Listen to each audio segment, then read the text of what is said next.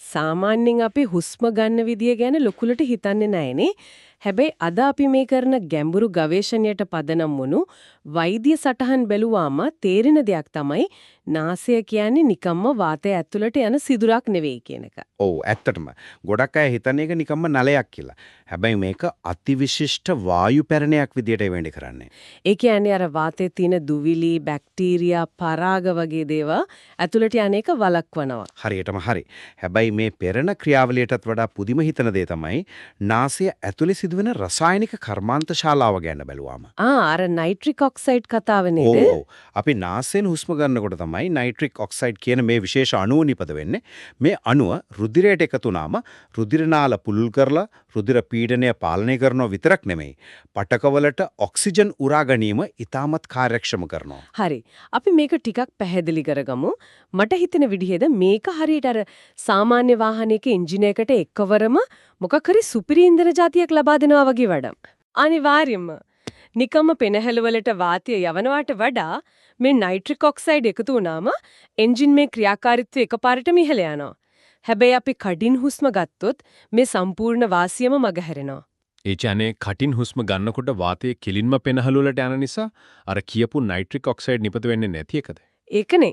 ඒකින් ඔක්සිජන් අවශෝෂණය 120කින් විතර අඩු වෙන්න පුළුවන්. අම්මෝ 120ක් කියන ලොකු ප්‍රමාණයක්නේ. ඔව්. ඉතින් මේ ඔක්සිජන් අඩුවීම නිසා ශරීරයෙන් ලොකු දාම ප්‍රතික්‍රියාවක් ඇති වෙනවා. උදේට නැගිටිනකොට අමුතු මහන්සියක්, අවධානය අඩුවීමක් දැනෙන්නේ මේ නිසයි. මොළයට අවශ්‍ය ඔක්සිජන් ප්‍රමාණය අඩු වෙනකොට අපේ ශරීරයෙන් නිරන්තර ආතතියකට ලක් වෙනවා.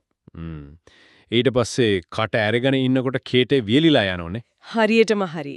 කේටේ කියන්නේ බැක්ටීරියා විනාශ කරන ස්වභාවික ආරක්ෂකයෙක්. ඉතින් ඒක නැති වෙනාම දත්වල කුහර හැදෙනවා, විදුරුමස් රෝග ඉතා වේගෙන් එනවා. ඒ කියන්නේ උදේට නැගිටිනකොට උගුර වීලිලා ඔළුව බර ගතියක් දැනෙන්නේ නිකම්ම නෙවෙයි. හැබැයි මාව වඩාත්ම පුදුමයටපත් කළේ අර මුහුණේ හැඩේ වෙනස් වෙන කතාව. මෙතන තියෙන පුදුම හිතෙන දේ තමයි මේකට ප්‍රධාන හේතුව වෙන්නේ දිවේ පිහිටීම. දිවේ පිහිටීමේ කොහමද?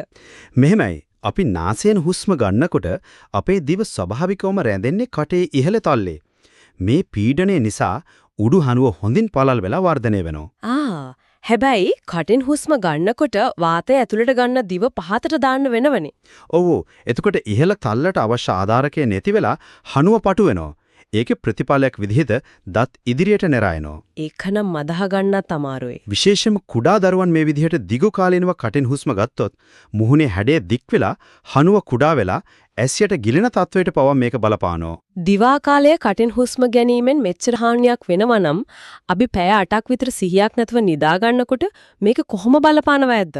රැට කටින් හුස්ම ගන්නකොට ගෙරවීම, නිින්දට බාධා වීම විතරක් නෙවෙයි. මේ ඔක්සිජන් අඩුවීම නිසා ශරීරය නිතරම අනතුරුදායක තත්වයක ඉන්නවා වගේ දැනෙනවා. ඒ කියන්නේ ආතතිය වැඩි වෙනවා? ඔව්. කෝටිසෝල් වගේ ආතති හෝමෝන නිපදවීම වැඩි වෙලා ඉදිමුම් තත්වයන් පවා ඇති වෙනවා. මේකට විසඳුමක් විදිහට ව්‍යායාම කරන වෙලාවට ගැඹුරින් නාසයෙන් හුස්ම ගන්නෙම පුරුදු කරන්න කියලා සටහන් වල තියෙනවා. ඒ වගේම රැට නිදා ගන්නකොට කට ටේප් කරන්න කියලාත් යෝජනා කරලා තියෙනෝනේ. පොඩ්ඩක් ඉන්න මේක නම් ටිකක් භයානක අදහසක් නේද? බැලු බැල්මට එම හිතනවා තමයි. කට වහලා ඝන ටේප් එකක් කලවගෙන නිදාගත්තොත් හුස්ම හිරවෙලා මැරෙයි කියන බය ඕනම කෙනෙක්ට එනවනේ. ඒ වුණාට මේ කියන්නේ සාමාන්‍ය පාසල් අලවන ඝන ටේප් එකක් කටේ අලවනවා වගේ වැඩක් නෙවෙයි.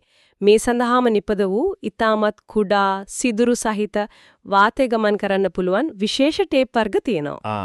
ඒ කියන්නේ ඒකෙන් කට අරින්න බැරි වෙන්නේ හිර කරන්නේ නැහැ. නැහැ. ඒකෙන් කරන්නේ තොල් දෙක එකට තියාය ගන්න සහ නාසයෙන් හුස්ම ගන්න මතක් කිරීමක් කරන එක විතරයි.